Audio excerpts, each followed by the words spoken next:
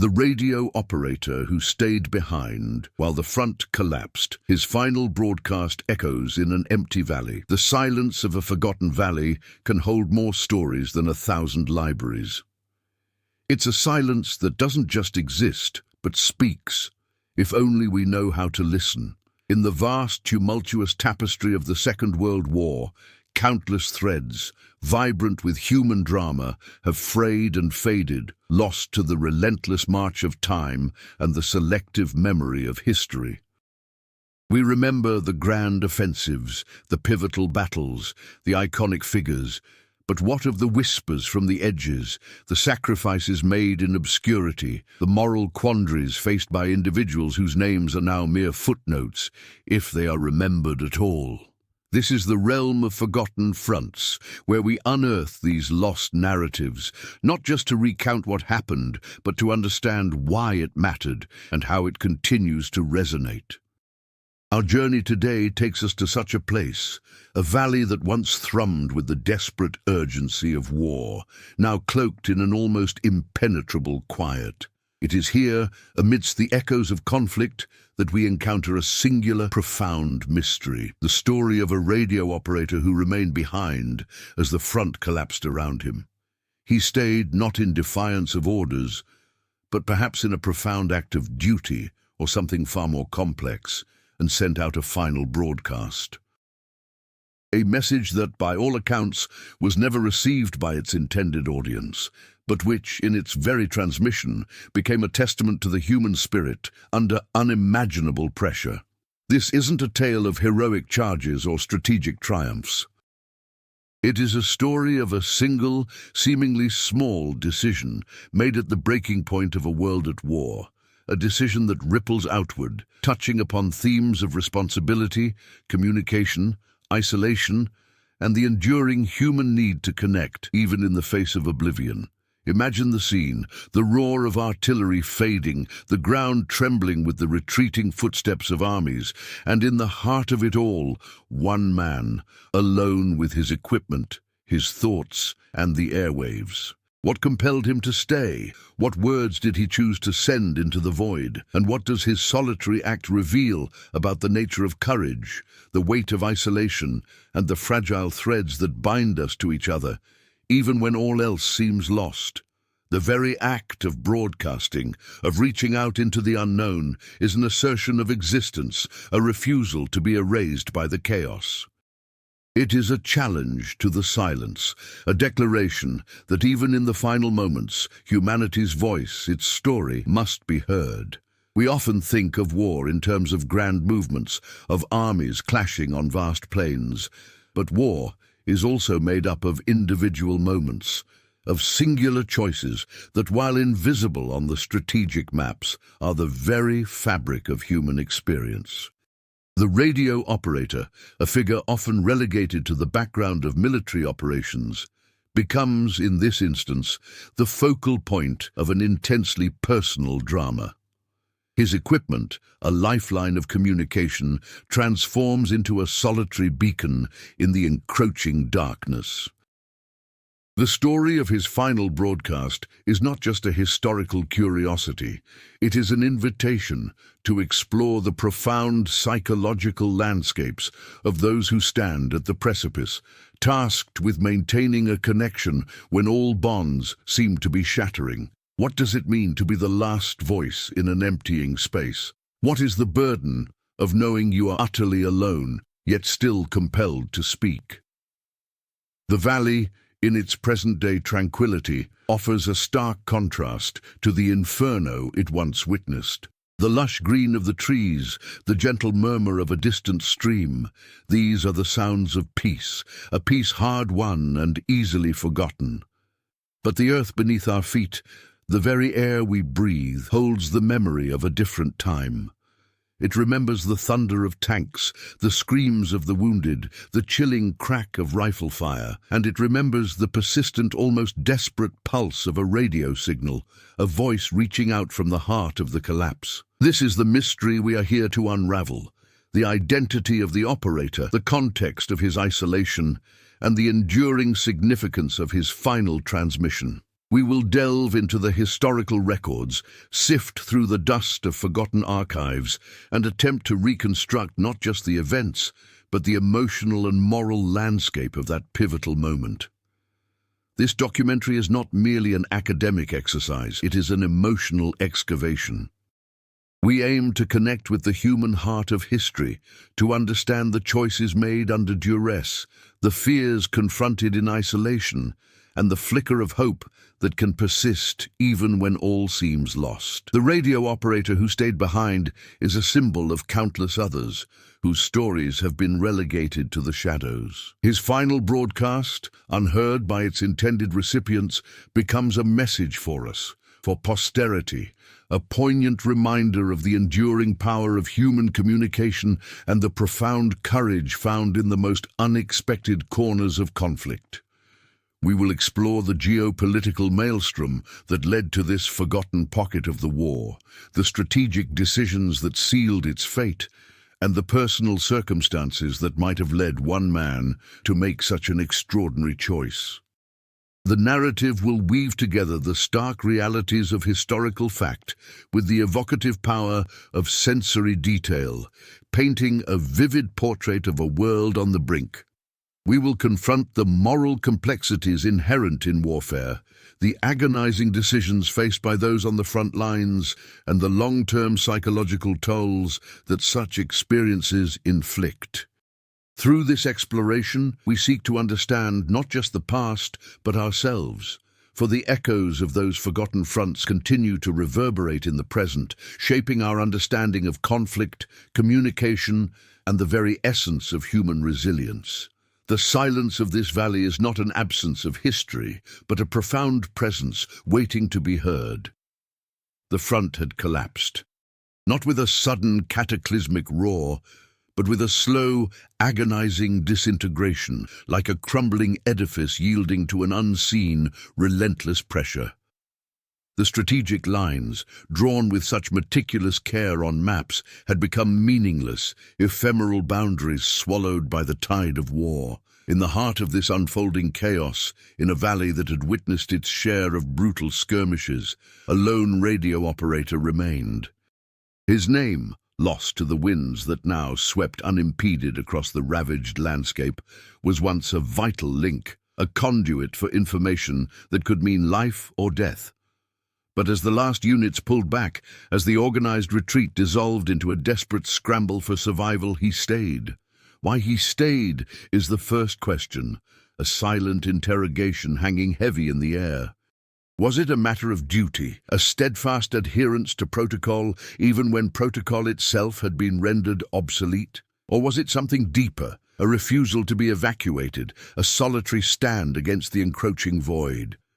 His equipment hummed, a fragile mechanical heartbeat in the growing silence. The crackle of static, once a familiar backdrop to urgent dispatches, now sounded like the whispers of ghosts, the final utterances of a world that was rapidly ceasing to exist. He adjusted the dials, his fingers, perhaps numb with cold or fear, moving with a practiced, almost automatic grace. The valley around him was a tableau of abandonment, abandoned foxholes, discarded equipment, the haunting stillness of a battlefield stripped bare. The air itself seemed to hold its breath, anticipating the final transmission, the last word from this forgotten outpost. This wasn't the grand finale of a decisive battle, but the quiet, almost ignominious end of a sector, a testament to the relentless, grinding nature of the Eastern Front, a place where victories were often Pyrrhic and defeats were etched in the frozen earth. The map, spread out on his makeshift table, was now a relic of a strategy that had failed. The inked lines representing forward positions and defensive perimeters were a cruel mockery of the reality on the ground. The forest, which had once provided cover and concealment, now seemed to loom, a silent, impassive witness to the human drama unfolding within its depths. The snow, a pervasive, unforgiving blanket, muffled the sounds of retreat, adding another layer of isolation to the operator's already profound solitude. It was a landscape of surrender, not just of territory, but of certainty, of hope, of the very notion of control. Yet amidst this desolation, a flicker of defiance, or perhaps simply an ingrained habit of communication, persisted. The radio operator, a solitary figure against the immensity of the collapsing front, was about to send his final message. What would he say? Would it be a report? A final, futile attempt to convey the grim reality to a command structure that might no longer exist? Or would it be something more personal, a message to a loved one, a desperate plea, or a quiet farewell? The nature of his broadcast is the central enigma, a puzzle box of human emotion and historical circumstance. We are drawn into this moment, not by the spectacle of war, but by the intimate, profound experience of a single individual facing the ultimate breakdown of order and connection. His decision to remain, to broadcast, is an act that transcends the military context, speaking to a universal human impulse to bear witness, to leave a mark, however small, against the overwhelming tide of oblivion. This is not a story that will be found in the grand histories. It is a story whispered by the wind through the skeletal trees, carried on the static of a forgotten frequency. It is a story of the human cost of war, not in the grand statistics of casualties, but in the quiet, agonizing moments of individual choice. The radio operator, in his isolation, becomes a symbol of all those who fought and endured on the forgotten fronts, their sacrifices often unacknowledged, their stories untold. His final broadcast, a message sent into the void, is a testament to the enduring power of the human voice, even when it is the last one to speak. We are here to listen, to piece together the fragments of this lost narrative and to understand what this solitary act of communication reveals about the resilience, the fear, and the indomitable spirit of humanity in the face of utter collapse. The journey into this silent valley has just begun, and the echoes of that final broadcast are waiting to be heard. The air in the valley was thin, sharp with the scent of pine and the metallic tang of lingering gunpowder. It was a silence that pressed in, a physical weight after the cacophony of battle had receded, leaving behind only the mournful sigh of the wind through bare branches and the distant, almost imperceptible drip of melting snow. This silence was not empty. It was pregnant with the ghosts of shouted orders, the cries of the wounded, the rhythmic thud of artillery that had once shaken the very earth. It was the silence of a front that had not so much been conquered as dissolved, a line of defense that had frayed and broken, leaving behind scattered remnants and a profound sense of abandonment. And at the heart of this desolation, in a makeshift dugout that had once been a vital nerve center, sat a radio operator.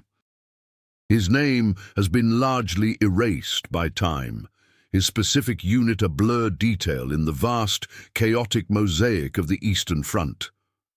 But his action, his final solitary act, has become the core of this forgotten story. He remained behind. This is the crux of the mystery, the hinge upon which this narrative turns, as the organized chaos of a strategic withdrawal, or perhaps a panicked rout, swept through the surrounding areas.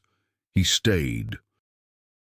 The radios were meant to be tools of connection, of command and control, the vital threads that held the fragile military structure together. When those threads snapped, when the signals ceased, the front effectively ceased to exist.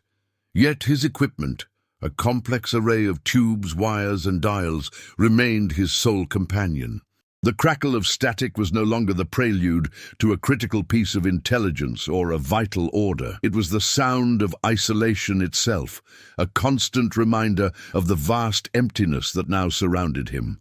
The maps, once crisp and detailed, showing troop positions and planned maneuvers, were now poignant relics of a strategy that had collapsed under the brutal reality of the battlefield. The inked lines represented a world that no longer existed, a phantom geography. The forest, a dense, unforgiving expanse, had offered both concealment and a chilling sense of entrapment. It had absorbed the sounds of conflict, and now, in its stillness, it seemed to amplify the operator's solitude. The snow, a relentless, ever-present force, had buried the tracks of retreating soldiers, blurring the lines between escape and disappearance, between a planned withdrawal and a complete disintegration. It was a landscape of erasure, where physical evidence of human presence was steadily being smoothed over, leaving only the stark, enduring contours of the natural world. Amidst this overwhelming sense of finality, this radio operator made a choice.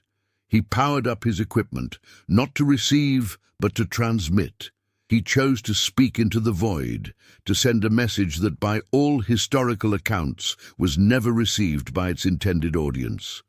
This act of broadcasting, in the face of utter collapse, is what elevates his story from a mere footnote to a profound human drama. It speaks to a fundamental aspect of our nature, the need to communicate, to bear witness, to leave a trace of our existence, even when the world around us is falling apart. What words did he choose? What was the nature of that final message sent into the silent, snow-laden valley? Was it a formal report, a last desperate attempt to fulfill his duty? Was it a personal message, a farewell to a world he was about to leave behind forever? Or was it something more abstract, a philosophical reflection on the futility of it all, a desperate cry into the existential darkness? The ambiguity is what makes the story so compelling, so resonant.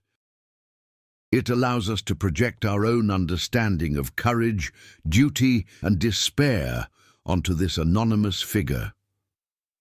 Our exploration will delve into the historical context that led to this specific forgotten front.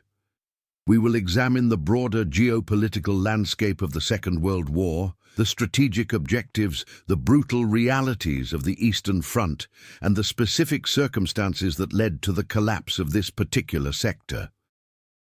We will search for any surviving records, any fragments of information that might shed light on the identity of this radio operator, the nature of his mission, and the reasons for his decision to remain. But this will not be a dry recitation of facts and figures. We will strive to capture the emotional weight of his experience, the sensory details of his environment, and the profound moral and philosophical questions raised by his solitary act. This documentary aims to be a docu-emotion hybrid, blending the factual rigor of historical investigation with the evocative power of narrative storytelling. We will use descriptive language to paint a vivid picture of the valley, the forest, the snow, and the man at the center of this unfolding drama. We will intersperse historical analysis with moments of reflection, exploring the psychological impact of isolation, the nature of courage under extreme pressure, and the enduring human need for connection. The story of the radio operator who stayed behind is a microcosm of countless other forgotten narratives from the Second World War, stories of ordinary individuals thrust into extraordinary circumstances, whose choices, however small they may seem in the grand sweep of history, reveal the depths of the human spirit. His final broadcast, unheard by its intended recipients, becomes a powerful message for us. A reminder that even in the darkest of times, the human voice, the human story, deserves to be heard. The radio operator's decision to remain wasn't born in a vacuum. It was a product of the specific grinding nature of the Eastern Front's logistical nightmares and the psychological toll of prolonged attritional warfare. Unlike the more fluid campaigns in Western Europe, where swift advances and retreats were common, the Eastern Front often devolved into static, brutal engagements where supply lines stretched to their breaking point, and units could become isolated for weeks, even months, simply due to the sheer scale of the territory and the ferocity of the fighting. Imagine the constant threat of being cut off, not by a sudden pincer movement, but by the slow, inexorable unraveling of support. This pervasive uncertainty bred a unique kind of resilience, but also a deep-seated fear of abandonment. For a radio operator whose very purpose was to maintain contact, the prospect of being the last one holding a silent frequency was a particularly acute form of psychological torment. It transformed his equipment from a tool of connection into a stark monument to his isolation. Furthermore, the types of equipment used on these remote fronts often dictated a certain level of self-sufficiency.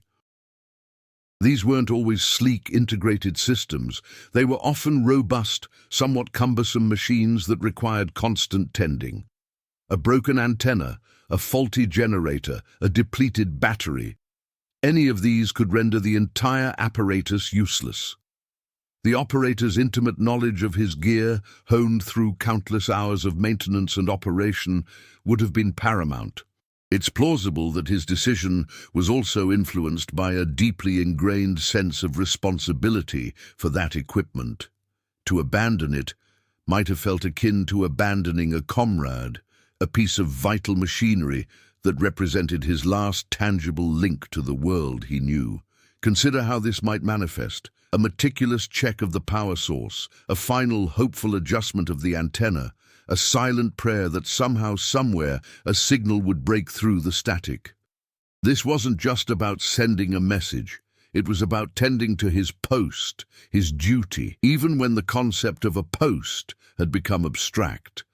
The very act of transmitting, rather than simply attempting to receive or escape, suggests a specific intent.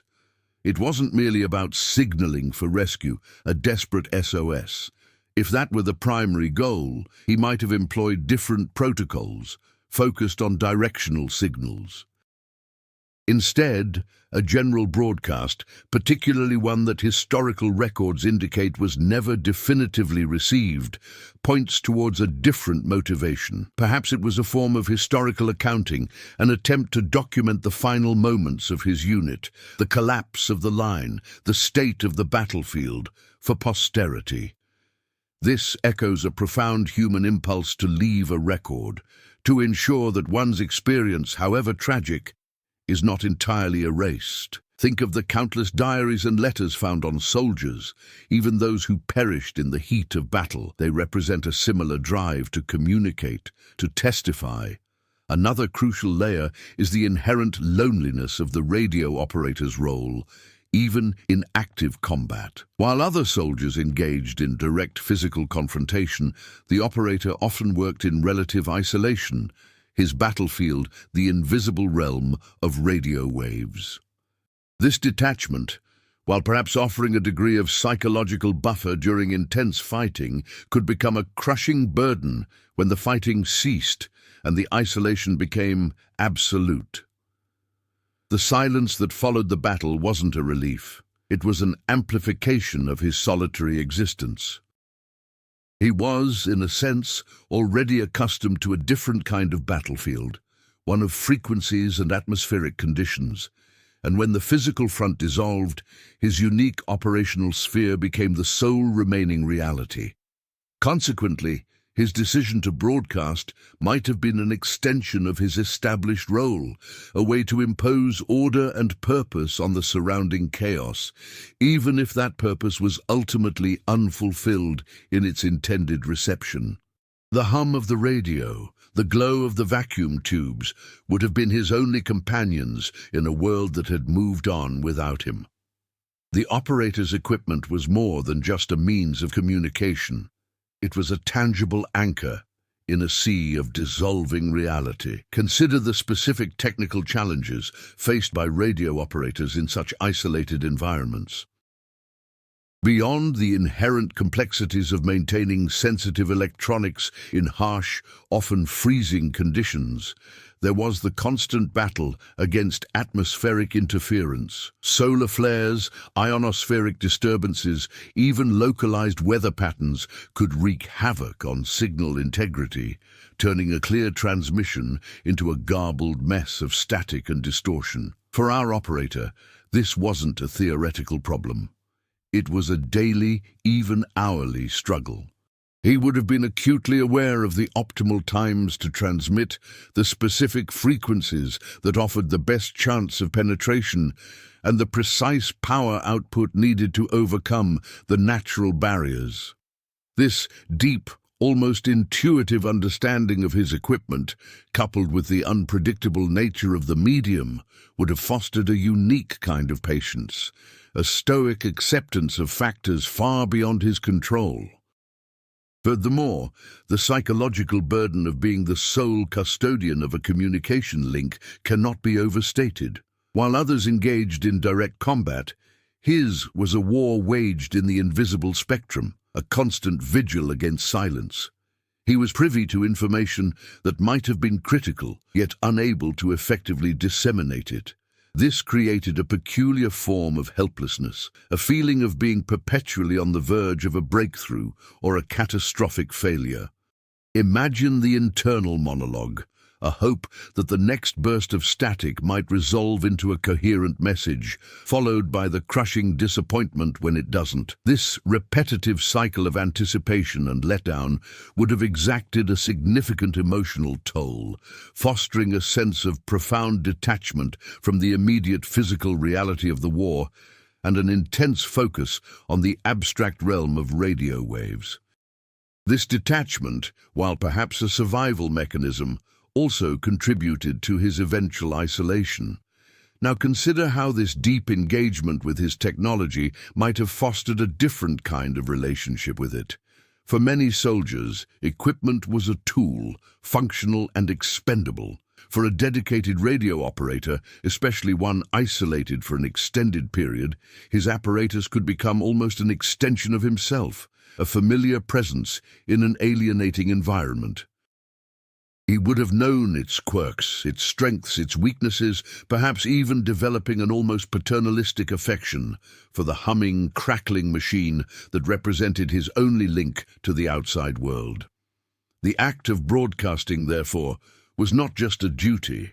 It was an interaction, a dialogue with this mechanical companion, a final assertion of their shared existence against the encroaching silence. This intimate connection, forged in the crucible of isolation and technical necessity, adds another layer to his solitary stand. Conversely, the very nature of his role meant he was often privy to a broader, albeit fragmented picture of the conflict than many frontline combat troops. He would have processed reports from various sectors, receiving snippets of information about troop movements, supply statuses, and casualty figures from different points along the front. This constant influx of data, even when incomplete or contradictory, would have provided him with a unique, if disorienting, perspective on the overall strategic situation. He might have been among the first to grasp the true extent of the collapse, to understand that the front was not merely wavering, but disintegrating. This awareness, coupled with his operational limitations, would have amplified the internal conflict between his duty to report and the stark reality that his reports might be falling on deaf ears, or worse, arriving too late to make any difference. This informed helplessness is a particularly poignant aspect of his dilemma. The very act of broadcasting, particularly a final, unacknowledged transmission, prompts a deeper examination of the psychological contract between an individual and their tools. For this operator, his radio wasn't merely a piece of equipment. It was a surrogate companion, a silent confidant in an increasingly desolate world. The rhythmic hum of the vacuum tubes, the faint warmth emanating from the chassis, these sensory inputs, mundane under normal circumstances, would have acquired profound significance as the external world receded. Imagine the operator, hunched over the console, the flickering indicator lights casting an eerie glow on his face, his world reduced to this small bubble of electromagnetic activity. This intimate relationship with technology, forged in the crucible of isolation, transforms the act of broadcasting from a mere technical procedure into a deeply personal ritual. It was a way of asserting his continued existence, of engaging in a dialogue, however one-sided, with a world that seemed intent on silencing him. Consider, too, the unique burden of knowledge carried by someone in his position. While frontline soldiers primarily experienced the immediate, visceral reality of combat, the fear, the noise, the physical exertion, The radio operator often processed a more abstract, fragmented, yet potentially more comprehensive understanding of the unfolding situation. He was the recipient of dispatches from various sectors, piecing together a mosaic of troop movements, supply chain disruptions, and casualty reports. This constant influx of information, even when incomplete or contradictory, would have given him a chillingly clear, albeit unsettling perspective on the broader strategic collapse. He might have been among the first to truly comprehend that the front wasn't merely bending, but was in the process of shattering. This awareness, coupled with his operational limitations, would have amplified the internal conflict between his duty to relay information and the stark reality that his messages might never reach their destination, or worse, arrive too late to alter the course of events. This informed helplessness is a particularly poignant aspect of his predicament. Furthermore, the strategic doctrines of the time often placed a significant emphasis on maintaining communication networks, even at the cost of individual personnel. The loss of a radio operator could mean the severing of a crucial link, potentially isolating entire units or disrupting vital intelligence flows. This strategic imperative might have contributed to the operator's own ingrained sense of duty. He was not just a soldier, he was a vital node in a complex network, and the idea of abandoning his post, of allowing that node to go dark, could have been deeply antithetical to his training and his sense of purpose. Now, picture him wrestling with this internal imperative. The orders for withdrawal might have been clear, but the very act of transmission, of attempting to fulfill his core function, represented a different kind of command, an internal imperative that warred with the external directives. Building on this, however, we must also acknowledge the potential for a profound psychological shift that occurs when the expected recipient of communication ceases to exist, or at least ceases to be reliably reachable. When the intended audience for one's words disappears, the act of speaking itself can become a form of existential affirmation. It's no longer about conveying information or receiving instructions, but about the sheer, defiant act of making a sound, of asserting one's presence in the face of overwhelming silence. For the operator, this might have manifested as a shift from communicating to someone to simply communicating from somewhere. The broadcast becomes less about the message's content and more about the act of transmission itself, a testament to his continued existence in a world that was otherwise dissolving around him.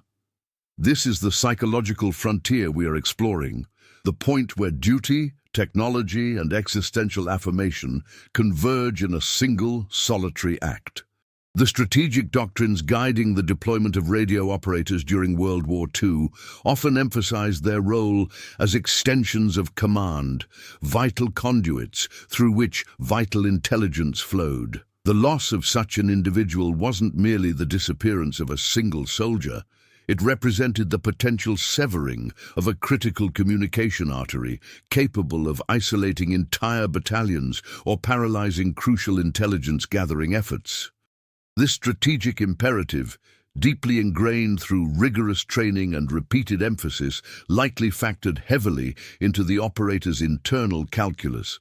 He was trained not merely to operate a radio, but to be a linchpin in a far larger, more complex operational network.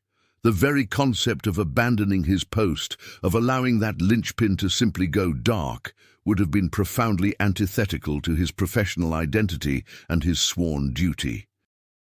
Now picture him grappling with this deeply ingrained imperative. The orders for withdrawal might have been explicit, etched in the grim calculus of battlefield survival, yet the persistent hum of his equipment, the very tool of his designated purpose, represented a different kind of command, an internal directive that warred with the pragmatic necessity of self-preservation. Moreover, the physical demands placed upon such equipment in the unforgiving theaters of war necessitate a deeper appreciation for the operator's technical acumen. These weren't the streamlined, user-friendly devices of modern times. They were often robust, temperamental machines requiring constant vigilance and meticulous maintenance. Imagine the operator, his fingers raw from manipulating cold metal dials, shielding the delicate vacuum tubes from moisture and extreme temperatures, coaxing a signal from an ionosphere that seemed actively hostile. The constant struggle against atmospheric interference, solar flares, magnetic storms, even localized meteorological phenomena, was a daily, often hourly battle. This wasn't a theoretical challenge. It was a tangible adversary.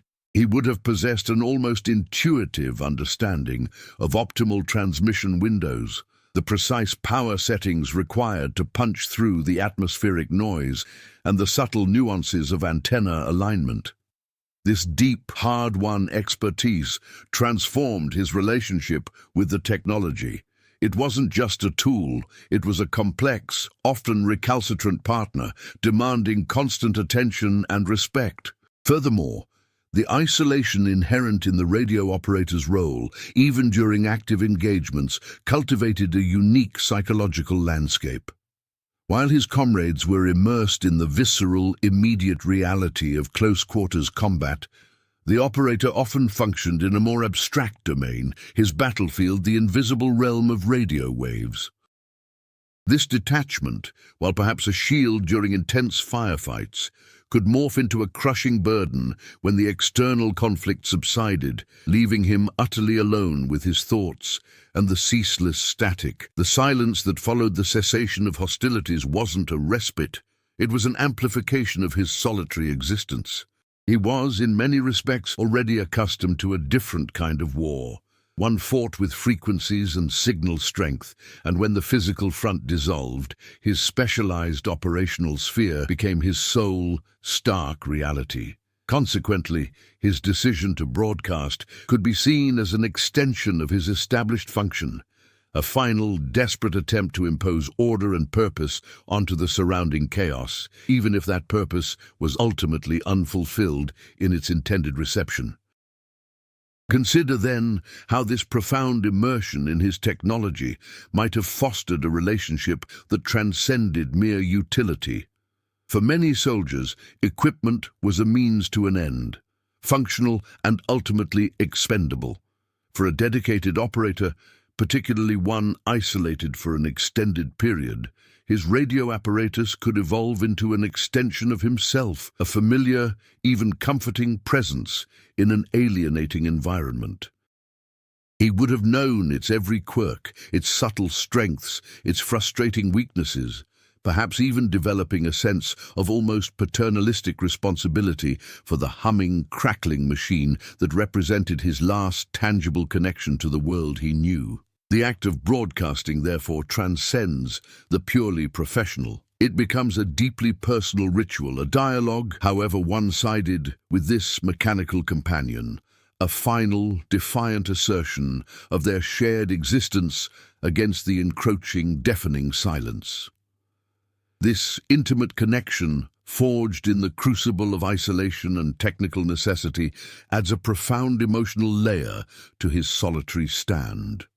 The operator's commitment to his final broadcast, even as the surrounding military structure dissolved, speaks volumes about the ingrained psychological conditioning of soldiers in total war. Beyond the immediate orders and the threat of immediate physical danger, there existed a deeper, almost subconscious adherence to the principles of their training. For him, the radio was not merely a tool of tactical communication. It was a symbol of order in a world descending into chaos. Its persistent hum, the glow of its indicator lights, these were tangible manifestations of a structured universe, a stark contrast to the unraveling reality outside his dugout. Now, consider how this ingrained obedience to a higher, albeit abstract purpose can manifest in extreme circumstances. It's a form of cognitive dissonance, where the immediate sensory input of impending doom clashes with the deeply internalized directives of duty and operational integrity. Furthermore, the very nature of the Eastern Front, with its vast distances and unforgiving terrain, fostered a unique brand of self-reliance and resourcefulness among its personnel.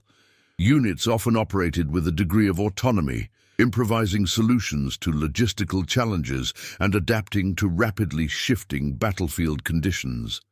This environment would have instilled in the operator a profound sense of personal responsibility for his equipment and his mission. He wasn't just a cog in a machine. He was, in many ways, the sole custodian of his operational sphere. Consequently, the decision to transmit, even without a clear recipient, could be viewed as the ultimate act of fulfilling that personal responsibility. It was a declaration that, regardless of external circumstances, his function, his purpose, would be carried out to its logical, albeit tragic, conclusion. Think of it as a craftsman completing their work, even if the patron has vanished. Conversely, the psychological impact of prolonged isolation on an individual tasked with maintaining communication cannot be understated. While other soldiers engaged in direct physical confrontation, the radio operator often existed in a liminal space, his battlefield, the invisible realm of radio waves. This detachment, while perhaps a coping mechanism during intense combat, could become a profound burden when the external conflict subsided, leaving him utterly alone with the Cecil static. The silence that followed the cessation of hostilities wasn't a respite. It was an amplification of his solitary existence. He was, in essence, already accustomed to a different kind of war, one fought with frequencies and signal strength, and when the physical front dissolved, his specialized operational sphere became his sole, stark reality. Consequently, his decision to broadcast could be seen not merely as an act of duty, but as a desperate attempt to stave off the existential dread that such absolute isolation can induce. This deep immersion in his technology fostered a relationship that transcended mere utility. For many soldiers, equipment was a means to an end, functional and ultimately expendable. For a dedicated operator, particularly one isolated for an extended period, his radio apparatus could evolve into an extension of himself, a familiar, even comforting presence in an alienating environment. He would have known its every quirk, its subtle strengths, its frustrating weaknesses, perhaps even developing a sense of almost paternalistic responsibility for the humming, crackling machine that represented his last tangible connection to the world he knew. The act of broadcasting, therefore, transcends the purely professional. It becomes a deeply personal ritual, a dialogue, however one-sided, with this mechanical companion, a final, defiant assertion of their shared existence against the encroaching, deafening silence. This intimate connection, forged in the crucible of isolation and technical necessity, adds a profound emotional layer to his solitary stand. Now, consider how this intimate bond might have influenced his final message. Was it a technical log, a final diagnostic report for a phantom audience, or was it something more human, a desperate attempt to imbue the cold, impersonal technology with the warmth of his own fading consciousness? The operator's final transmission, unheard by its intended military recipients, likely carried a weight far beyond mere tactical reporting. Beyond the strictures of duty, there existed the profound human need to bear witness, to leave an imprint on the fabric of existence, however ephemeral. Imagine him, not just as a soldier following orders, but as a historian of his own immediate, collapsing reality. His words, carefully chosen, might have served as a testament to the experiences of his unit, a final, albeit silent, chronicle of their struggle against overwhelming odds. This act of documentation, even if it never reached an archive, speaks to an intrinsic human drive to record, to make sense of events, and to imbue them with meaning. Now, consider how this impulse to record plays out when the official channels of history have already been overwhelmed by the sheer scale of conflict. The personal becomes paramount, the individual's perspective the only remaining vessel for truth. Furthermore, the very act of broadcasting, of sending a signal into the vast unknown, can be interpreted as a deeply philosophical gesture. It is a declaration of presence, an assertion that I am here, I existed, I experienced this, even in the face of impending oblivion. This transcends mere military protocol. It touches upon existential questions of identity and legacy. What does it mean to be human when all external validation has evaporated? For the operator, the radio waves became a conduit, not just for information, but for his very consciousness. He was, in a sense, projecting his being into the ether, a final, desperate act of connection with a world that was rapidly receding from his grasp. This is akin to a painter leaving a single, deliberate brushstroke on a canvas that will be consumed by flames. The act itself is the statement, the meaning inherent in the creation, not its reception. Building on this, however, we must also consider the potential for a profound shift in the operator's perception of his role. When the established command structure disintegrates, the individual is left to define their own purpose.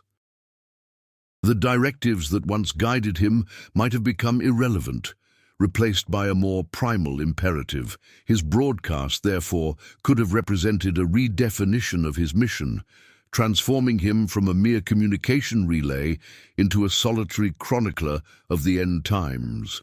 He was no longer transmitting to an army, but perhaps broadcasting about an army, about a front, about a moment in history that was slipping away.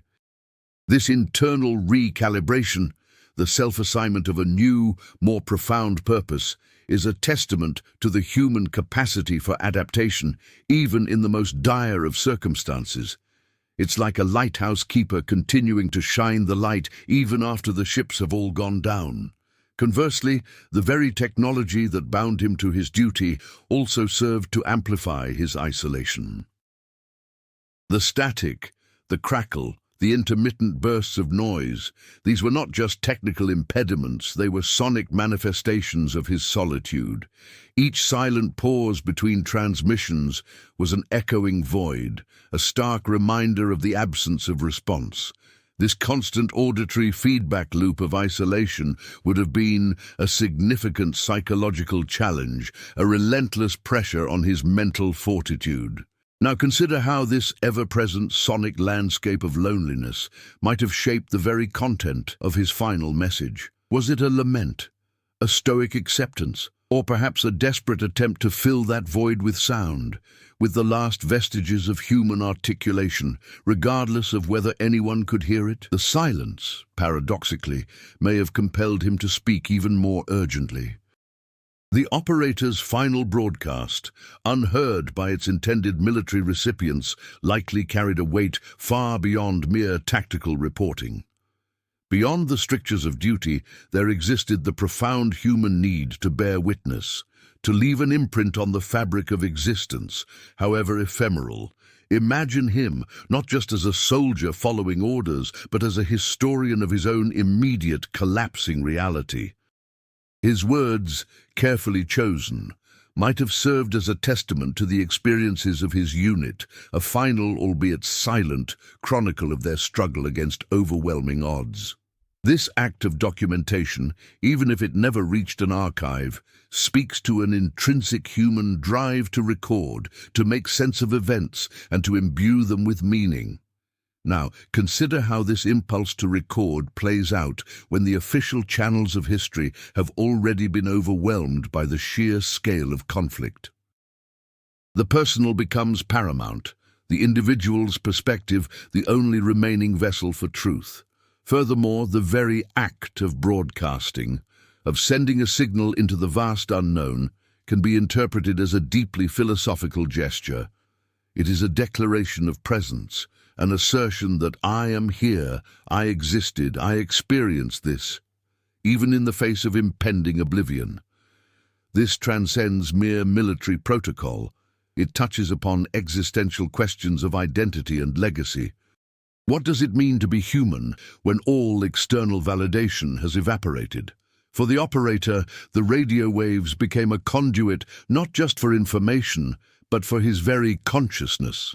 He was, in a sense, projecting his being into the ether, a final, desperate act of connection with a world that was rapidly receding from his grasp. This is akin to a painter leaving a single, deliberate brushstroke on a canvas that will be consumed by flames. The act itself is the statement, the meaning inherent in the creation, not its reception. Building on this, however, we must also consider the potential for a profound shift in the operator's perception of his role. When the established command structure disintegrates, the individual is left to define their own purpose. The directives that once guided him might have become irrelevant, replaced by a more primal imperative. His broadcast, therefore, could have represented a redefinition of his mission, transforming him from a mere communication relay into a solitary chronicler of the end times. He was no longer transmitting to an army, but perhaps broadcasting about an army, about a front, about a moment in history that was slipping away. This internal recalibration, the self-assignment of a new, more profound purpose, is a testament to the human capacity for adaptation, even in the most dire of circumstances. It's like a lighthouse keeper continuing to shine the light even after the ships have all gone down. Conversely, the very technology that bound him to his duty also served to amplify his isolation. The static, the crackle, the intermittent bursts of noise, these were not just technical impediments, they were sonic manifestations of his solitude. Each silent pause between transmissions was an echoing void, a stark reminder of the absence of response. This constant auditory feedback loop of isolation would have been a significant psychological challenge, a relentless pressure on his mental fortitude. Now consider how this ever-present sonic landscape of loneliness might have shaped the very content of his final message. Was it a lament, a stoic acceptance? Or perhaps a desperate attempt to fill that void with sound, with the last vestiges of human articulation, regardless of whether anyone could hear it? The silence, paradoxically, may have compelled him to speak even more urgently. Another crucial layer to consider is the operator's potential awareness of the limitations of his medium, even under optimal conditions. Radio communication, especially over long distances and through challenging terrain, is inherently imperfect. Signals degrade, messages can be misinterpreted, and complete loss of contact is an ever-present risk. This operator, likely experienced and technically proficient, would have understood these vulnerabilities intimately.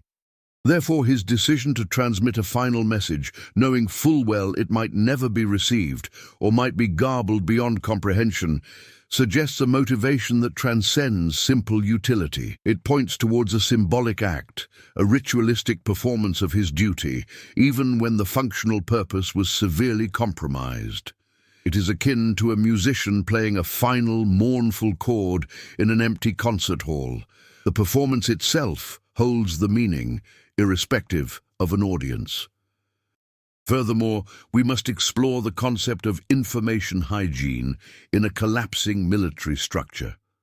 As units disintegrate, the channels for accurate reporting often become clogged with unreliable data, rumors, and desperate pleas. The operator, by choosing to transmit a structured message, might have been attempting to inject a final element of order and factual integrity into this burgeoning informational chaos. His broadcast, even if unheard, could represent a counterpoint to the misinformation and panic that often accompany battlefield collapse.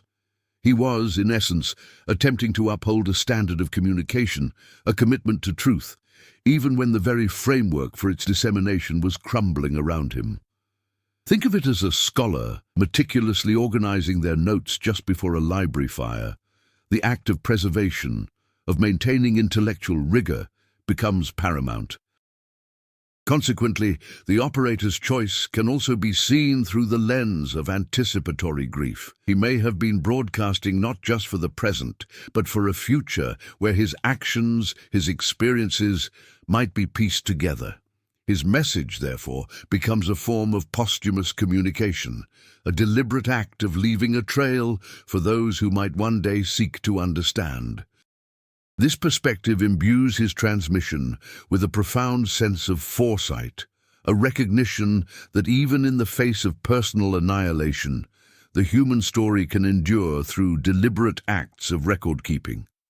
It's like burying a time capsule, a message sent forward to an unknown future filled with the echoes of a present that is rapidly fading.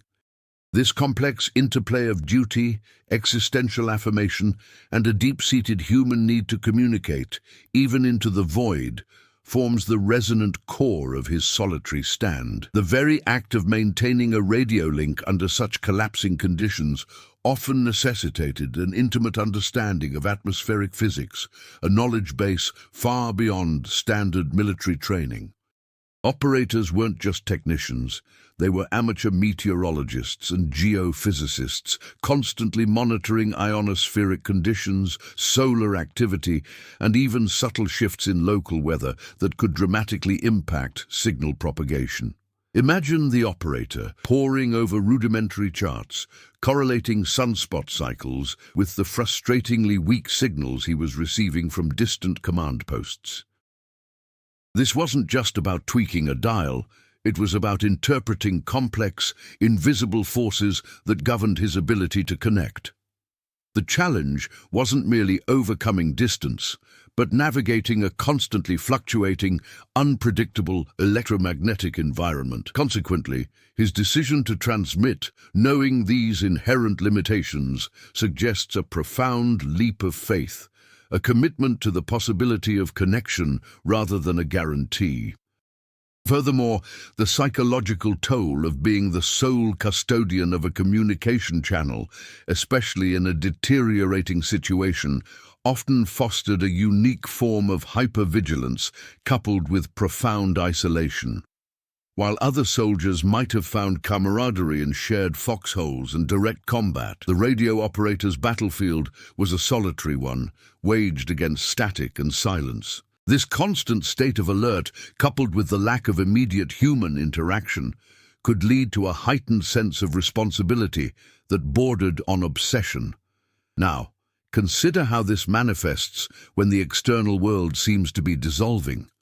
The operator might have found himself anthropomorphizing his equipment, treating the radio not merely as a tool, but as a sentient entity with which he was engaged in a desperate, silent struggle. The crackle of static could be interpreted as the radio's own voice, its own form of communication, albeit one he had to decipher. Building on this, however, the nature of the operator's final broadcast might have been influenced by the specific types of information he was privy to. Unlike frontline infantry, whose perspective was often localized and immediate, radio operators frequently processed fragmented intelligence from multiple sectors. This broad, albeit disjointed awareness could have given him a chillingly clear, yet ultimately powerless, understanding of the overall strategic disintegration. He might have been among the first to grasp the full extent of the collapse, to realize that the front wasn't merely wavering but was actively unraveling.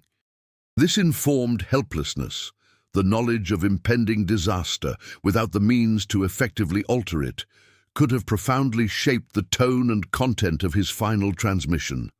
It's akin to a doctor understanding a terminal diagnosis, but being unable to offer a cure. Conversely, the very technology that bound him to his duty also served to amplify his isolation. The static, the crackle, the intermittent bursts of noise, these were not just technical impediments, they were sonic manifestations of his solitude. Each silent pause between transmissions was an echoing void, a stark reminder of the absence of response. This constant auditory feedback loop of isolation would have been a significant psychological challenge, a relentless pressure on his mental fortitude. Now consider how this ever-present sonic landscape of loneliness might have shaped the very content of his final message. Was it a lament, a stoic acceptance, or perhaps a desperate attempt to fill that void with sound, with the last vestiges of human articulation, regardless of whether anyone could hear it? The silence, paradoxically, may have compelled him to speak even more urgently. Another crucial layer to consider is the operator's potential awareness of the limitations of his medium, even under optimal conditions. Radio communication, especially over long distances and through challenging terrain, is inherently imperfect. Signals degrade, messages can be misinterpreted, and complete loss of contact is an ever-present risk. This operator, likely experienced and technically proficient, would have understood these vulnerabilities intimately. Therefore, his decision to transmit a final message, knowing full well it might never be received or might be garbled beyond comprehension, suggests a motivation that transcends simple utility. It points towards a symbolic act, a ritualistic performance of his duty, even when the functional purpose was severely compromised. It is akin to a musician playing a final, mournful chord in an empty concert hall. The performance itself holds the meaning, irrespective of an audience. The sheer physical endurance required of a radio operator in such a theatre of war often went unacknowledged, dwarfed by the more visible sacrifices of combat troops. Imagine prolonged periods of enforced stillness, punctuated by bursts of intense, focused activity, all while enduring extreme temperatures and inadequate nutrition. The operator's hands, often the primary interface with his equipment, needed to remain functional despite frostbite or the numbness induced by biting cold. This wasn't merely about operating controls, it was about the dexterity required for intricate adjustments, for repairing damaged wiring with frozen fingers, for meticulously cleaning contacts to ensure a clear signal. The mental fortitude demanded by such conditions was equally immense. The constant low-level hum of the radio, the rhythmic crackle of static, these became the soundtrack to an existence defined by isolation and the ever-present threat of operational failure. This wasn't the adrenaline-fueled chaos of a firefight. It was a grinding, persistent test of will against the elements and the indifferent void of the ether. Furthermore, the strategic context of the Eastern Front meant that communication lines were often stretched to their absolute limit, pushing the capabilities of the available technology and the operators themselves.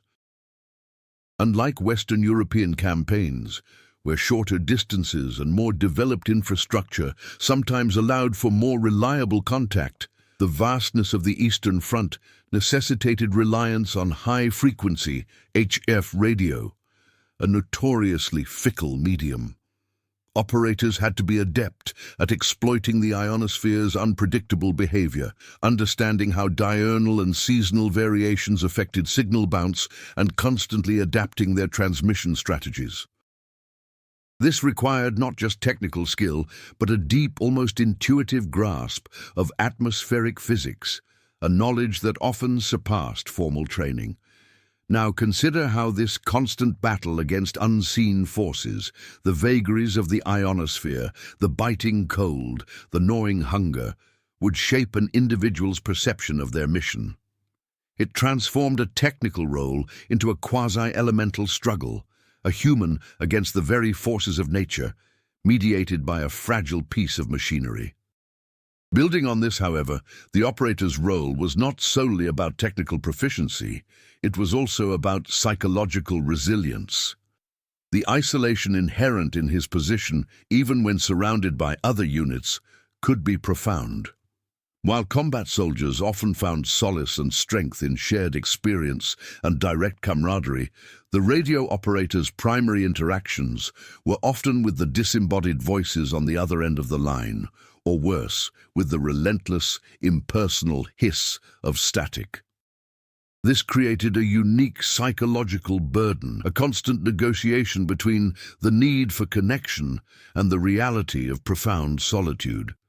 Imagine the mental gymnastics required to maintain focus and operational readiness when the only voices you hear are fragments of distant reports or the unnerving silence of a dead channel. This constant proximity to the abstract, the disembodied, could lead to a detachment from immediate physical reality, fostering a unique internal world where the integrity of the signal became paramount. Consequently, the operator's decision to make a final broadcast, even when the likelihood of reception was vanishingly small, can be viewed through the lens of ritualistic behavior. In the face of overwhelming chaos and the disintegration of established order, such acts can serve as a powerful psychological anchor. It's a way of imposing a semblance of control, of performing a familiar action, even when the ultimate purpose, successful communication, is unattainable. This isn't about futility, it's about the inherent human need to complete a task, to follow through, to engage in a practiced behavior as a means of navigating existential uncertainty. Think of a musician playing a final, perfect note in an empty room. The act of execution, of fulfilling the form, carries its own intrinsic meaning, independent of an audience. This dedication to process, even at the apparent end of everything, speaks to a deep-seated commitment to the principles of his role, a final affirmation of his identity as a communicator. The operator's meticulous calibration of his equipment went beyond mere technical proficiency. It was an act of profound faith in the unseen architecture of the atmosphere. He wasn't just tuning a radio, he was engaging in a cosmic dialogue, attempting to synchronize his human endeavor with the vast, invisible currents that governed long-range communication. This involved a deep, almost intuitive understanding of skip distances, of the optimal angles for antenna deployment to exploit specific atmospheric layers, and of the subtle interplay between solar cycles and radio wave propagation. Imagine him, not just listening to static, but interpreting it as a language, a series of atmospheric whispers that dictated the feasibility of his transmission. This wasn't a skill easily learned from a manual. It was honed through relentless practice, through countless hours of observation and adaptation in the unforgiving crucible of the Eastern Front. The very act of sending a signal, knowing it might be swallowed by an ionospheric anomaly or simply dissipate into the ether, became a testament to his belief in the potential for connection, a defiant act against the encroaching silence. Furthermore, the psychological isolation of his role often meant that his primary companions were the voices or the absence thereof on the other end of the line. This constant interaction with disembodied communication fostered a unique cognitive framework. While other soldiers experienced the visceral, immediate reality of combat, the fear, the noise, the physical exertion, the operator's world was often one of abstract signals and fragmented intelligence. This detachment, while potentially a coping mechanism, also meant that when the external world dissolved, his internal focus on the radio became even more intense. Now, consider how this hyper-focus on the abstract might have influenced his final message. Was it a detached, almost clinical report, a final data dump stripped of emotional context? Or did the profound isolation, the lack of any human response, imbue his words with a desperate, almost primal plea for acknowledgement, a raw articulation of his existence against the overwhelming silence? Building on this, however, the operator's decision to transmit, even in the face of overwhelming odds, can be viewed as an act of profound defiance against entropy. The natural tendency of any complex system, including a military front, is to decay into disorder. His meticulous maintenance of the radio, his careful calibration, his deliberate transmission, these were all actions designed to counteract that decay, to impose a final, albeit temporary, order on the surrounding chaos. He was, in essence, fighting a battle on two fronts: the physical collapse of the military line and the abstract, yet equally potent, dissolution of communication itself. His final broadcast, therefore, was not merely a message, it was a statement, a symbolic resistance against the inevitable slide into silence and meaninglessness. Think of it as a single clear note sung defiantly in the face of an encroaching storm. Conversely, the very technology that defined his role also served as a constant auditory reminder of his solitude. The static, the crackle, the intermittent bursts of noise, these were not merely technical impediments, they were sonic manifestations of his isolation. Each silent pause between transmissions was an echoing void, a stark reminder of the absence of response. This constant feedback loop of isolation would have been a significant psychological pressure, a relentless erosion of his mental fortitude. Now imagine how this pervasive sonic landscape of loneliness might have shaped the very content of his final message. Was it a lament, a mournful expression of his solitude, or was it a desperate attempt to fill that void with sound, with the last vestiges of human articulation, regardless of whether anyone could hear it? The silence, paradoxically, may have compelled him to speak even more urgently, to assert his presence against the overwhelming emptiness. Another crucial layer to consider is the operator's potential awareness of the inherent limitations of his medium, even under optimal conditions. Radio communication, especially over the vast distances and challenging terrain of the Eastern Front, was notoriously imperfect. Signals degraded, messages could be misinterpreted, and complete loss of contact was an ever-present risk. This operator, likely experienced and technically proficient, would have understood these vulnerabilities intimately. Therefore, his decision to transmit a final message, knowing full well it might never be received or might be garbled beyond comprehension, suggests a motivation that transcends simple utility. It points towards a symbolic act, a ritualistic performance of his duty, even when the functional purpose was severely compromised. It is akin to a dedicated scholar meticulously organizing their notes just before a library fire. The act of preservation, of maintaining intellectual rigor, becomes paramount, regardless of the ultimate fate of the information. The operator's commitment extended beyond the mere mechanics of signal transmission. It encompassed a profound understanding of signal intelligence, the art of extracting valuable information, not just from what was said, but from how and when it was said.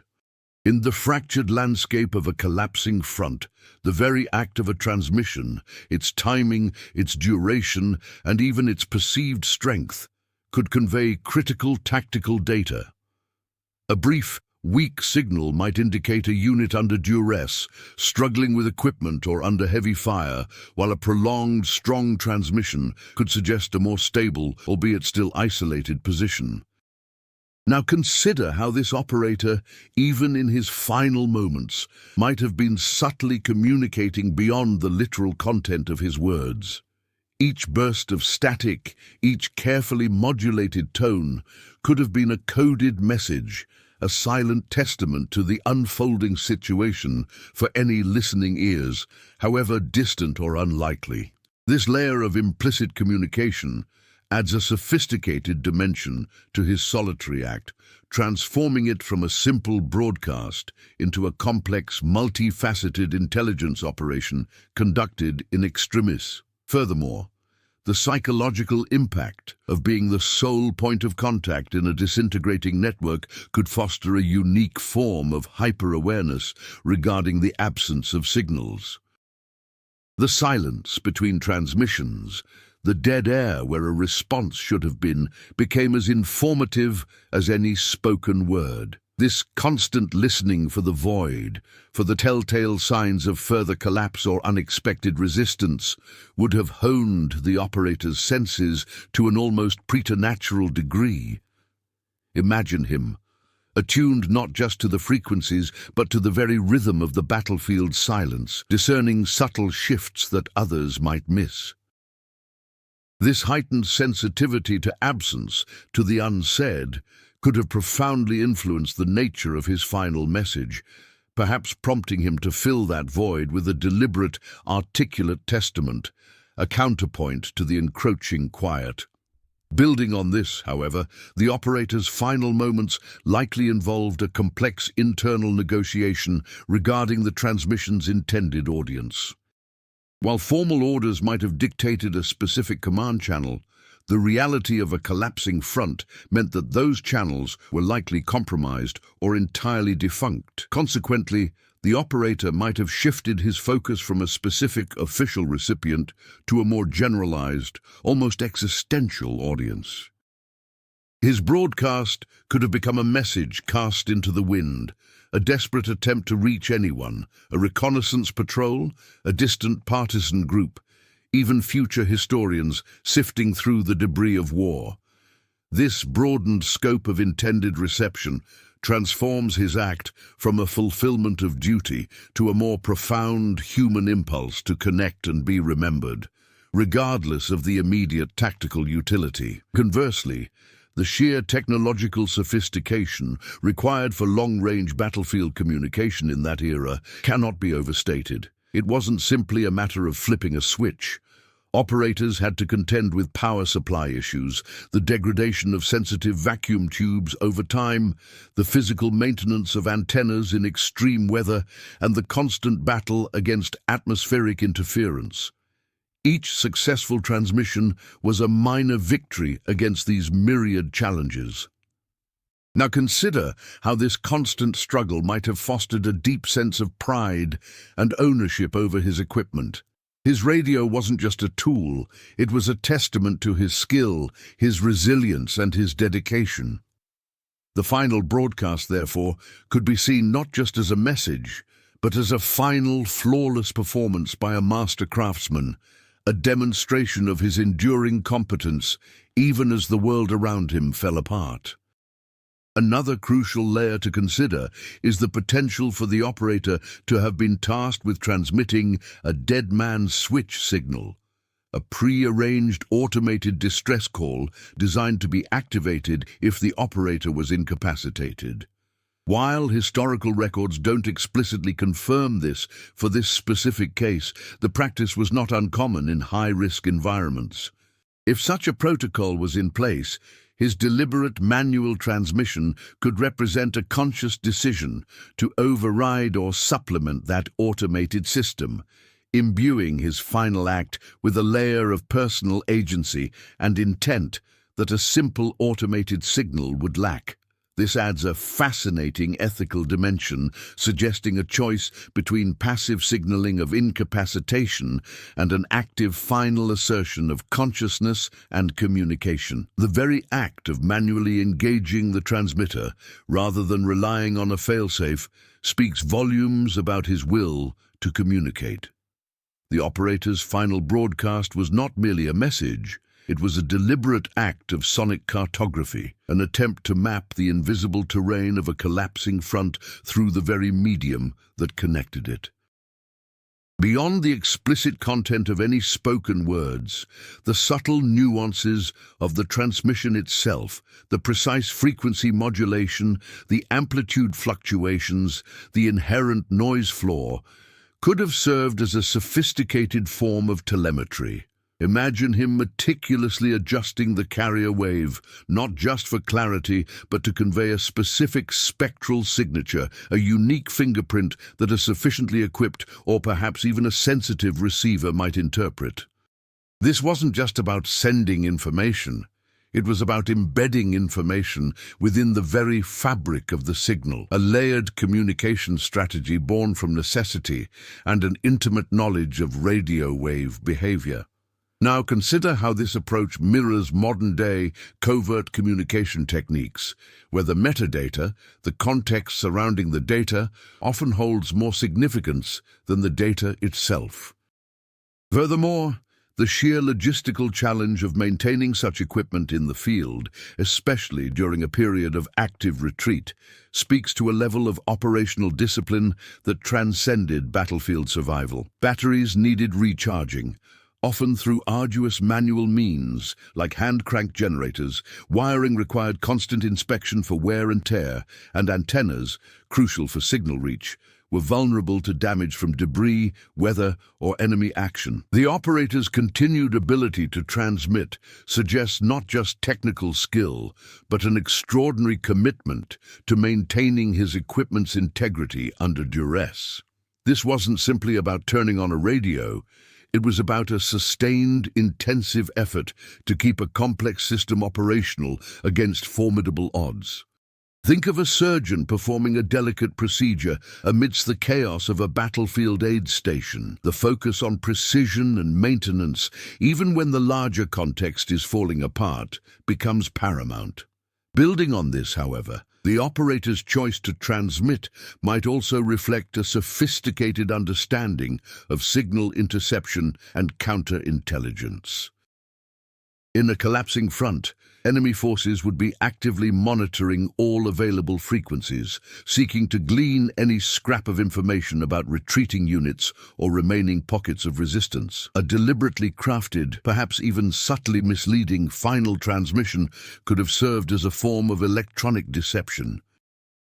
By broadcasting at a specific time, on a particular frequency, or with a characteristic modulation, he might have been attempting to draw enemy attention away from actual escape routes or to feed them information that would lead them on a fruitless chase, thereby buying precious time for any surviving comrades. This adds a layer of strategic cunning to his solitary act, transforming it from a simple farewell into a calculated military maneuver.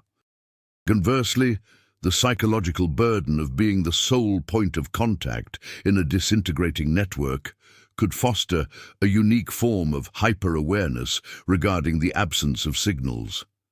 The silence between transmissions, the dead air where a response should have been, became as informative as any spoken word. This constant listening for the void, for the telltale signs of further collapse or unexpected resistance, would have honed the operator's senses to an almost preternatural degree. Imagine him, attuned not just to the frequencies, but to the very rhythm of the battlefield's silence, discerning subtle shifts that others might miss. This heightened sensitivity to absence, to the unsaid, could have profoundly influenced the nature of his final message, perhaps prompting him to fill that void with a deliberate, articulate testament, a counterpoint to the encroaching quiet. Another crucial layer to consider is the potential for the operator to have been tasked with transmitting a dead man's switch signal, a prearranged, automated distress call designed to be activated if the operator was incapacitated. While historical records don't explicitly confirm this for this specific case, the practice was not uncommon in high-risk environments. If such a protocol was in place, his deliberate manual transmission could represent a conscious decision to override or supplement that automated system, imbuing his final act with a layer of personal agency and intent that a simple automated signal would lack. This adds a fascinating ethical dimension, suggesting a choice between passive signaling of incapacitation and an active, final assertion of consciousness and communication. The very act of manually engaging the transmitter, rather than relying on a failsafe, speaks volumes about his will to communicate and perhaps to control his own narrative in his final moments. The operator's final broadcast, when stripped of its immediate military context, reveals itself as a poignant exploration of the human need to impose order on chaos. Even as the front dissolved around him, his actions, tuning the dials, adjusting the antenna, transmitting at precise intervals, were acts of creation, not mere reactions. He was, in essence, constructing a small, temporary bulwark of order against the overwhelming tide of disintegration. This impulse to create, to build something coherent, even in the face of inevitable destruction, is a deeply ingrained human characteristic. Think of a musician playing a final, intricate melody in a collapsing concert hall. The beauty of the music, the skill of its performance, exists independently of its reception or the hall's fate. His broadcast, therefore, was not just about sending information, but about the act of ordering sound, of shaping the electromagnetic spectrum into a coherent, intentional pattern, a final assertion of meaning against the encroaching meaninglessness. Furthermore, the very nature of radio communication in that era fostered a unique form of cognitive engagement. Operators weren't passive recipients of signals, they were active participants in a dynamic, often unpredictable environment. They had to constantly interpret, adapt, and troubleshoot, developing an almost symbiotic relationship with their equipment. This required a sophisticated blend of technical knowledge, problem-solving skills, and an intuitive understanding of the invisible forces at play. Now, consider how this deep, active engagement might have shaped the operator's final moments. His broadcast wasn't a simple press of a button. It was likely the culmination of a continuous process of assessment and adjustment, a final, masterful execution of a complex skill set honed over years of demanding service. His actions were a testament to professional dedication, a final, flawless performance by a craftsman at the height of his abilities, even as his world crumbled. Building on this, however, the operator's choice to transmit might also reflect a sophisticated understanding of signal propagation and atmospheric conditions. He wasn't just sending a message into the void, he was likely strategizing its potential journey. This could involve timing his transmission to coincide with favorable ionospheric conditions, utilizing specific frequencies known to penetrate certain types of terrain, or even modulating his signal in a way that might enhance its chances of being detected by a distant sympathetic receiver. Imagine him not just speaking, but meticulously calculating the optimal trajectory for his words, akin to an astronomer charting the path of a celestial body. This level of forethought, even in the face of impending personal oblivion, underscores a profound commitment to the possibility of his message reaching its destination, a belief in the enduring power of communication. Conversely, the psychological burden of being the sole point of contact in a disintegrating network could foster a unique form of hyper-awareness regarding the absence of signals. The silence between transmissions, the dead air where a response should have been, became as informative as any spoken word. This constant listening for the void, for the telltale signs of further collapse or unexpected resistance, would have honed the operator's senses to an almost preternatural degree. Imagine him, attuned not just to the frequencies, but to the very rhythm of the battlefield's silence, discerning subtle shifts that others might miss. This heightened sensitivity to absence, to the unsaid, could have profoundly influenced the nature of his final message, perhaps prompting him to fill that void with a deliberate, articulate testament, a counterpoint to the encroaching quiet. Another crucial layer to consider is the potential for the operator to have been tasked with transmitting a dead man's switch signal, a prearranged, automated distress call designed to be activated if the operator was incapacitated. While historical records don't explicitly confirm this for this specific case, the practice was not uncommon in high-risk environments. If such a protocol was in place, his deliberate manual transmission could represent a conscious decision to override or supplement that automated system, imbuing his final act with a layer of personal agency and intent that a simple automated signal would lack. This adds a fascinating ethical dimension, suggesting a choice between passive signaling of incapacitation and an active final assertion of consciousness and communication. The very act of manually engaging the transmitter, rather than relying on a failsafe, speaks volumes about his will to communicate and perhaps to control his own narrative in his final moments. Reflecting on this journey through the silent valley and the solitary hum of a forgotten radio, we begin to perceive a convergence of profound human experiences.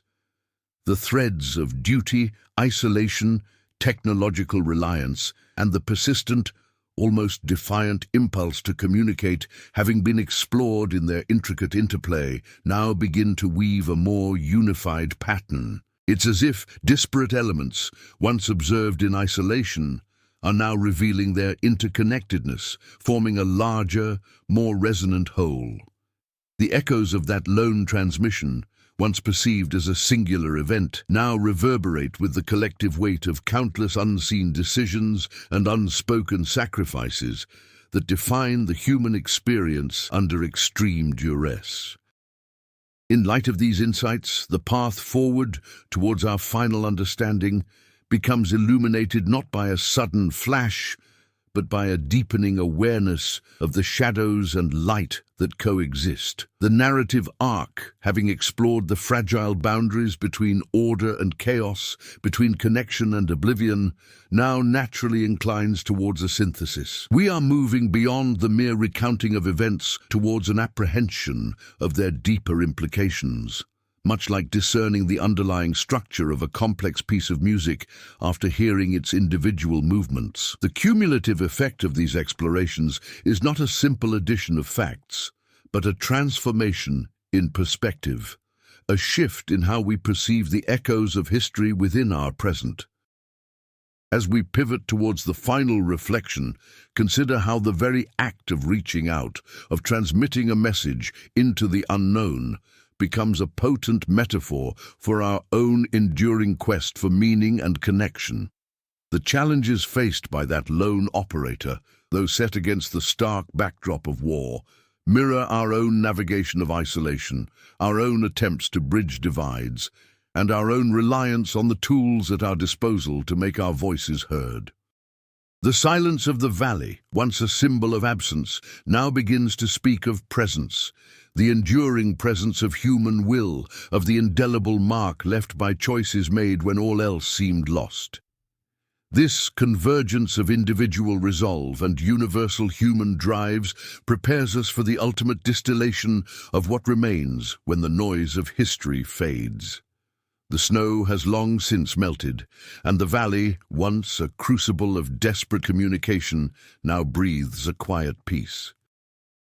Yet the silence it holds is not an emptiness, but a repository, a vast unwritten archive of human resolve. We have traced the phantom signal of a radio operator who stayed behind, a solitary figure against the unraveling fabric of war.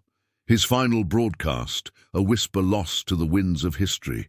But in that loss, in that unheard message, lies a profound truth about our shared humanity. His act, born from a confluence of duty, isolation, and an unyielding connection to his craft, transcends the battlefield. It speaks to a fundamental human imperative to reach out, to bear witness, to assert existence, even when the world seems determined to erase it. His equipment, humming with a life of its own in the encroaching silence, became more than just a tool.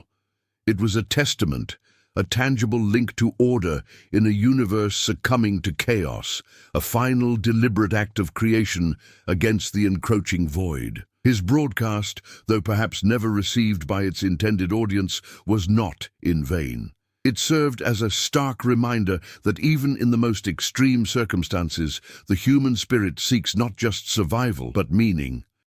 It is in these forgotten moments, these obscure acts of courage and connection, that the true narrative of history resides.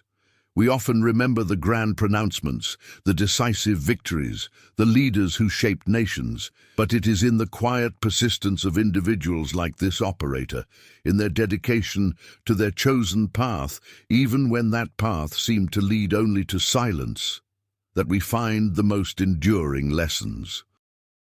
His story is a testament to the power of individual choice, the resilience of purpose, and the silent, persistent echo of the human voice against the overwhelming forces of oblivion. The airwaves may have carried his words into an unhearing void, but the resonance of his resolve, the quiet dignity of his final act, has reached us across the decades. The true practice begins now, not in revisiting the past, but in understanding its enduring relevance. This journey into the forgotten front compels us to consider the unseen connections that bind us, the silent broadcasts we ourselves transmit through our actions, our choices, our dedication to purpose, even when the ultimate reception is uncertain. It asks us to find the profound in the obscure, to listen not just to the noise of history, but to the resonant silence that follows. The valley remembers, and in remembering it offers not just a story, but a mirror, reflecting the enduring power of human will, the quiet strength found in the most solitary of stands, and the indelible mark left by a voice that dared to speak, even when no one was listening. The map may have faded, but the forest and the human heart remembers.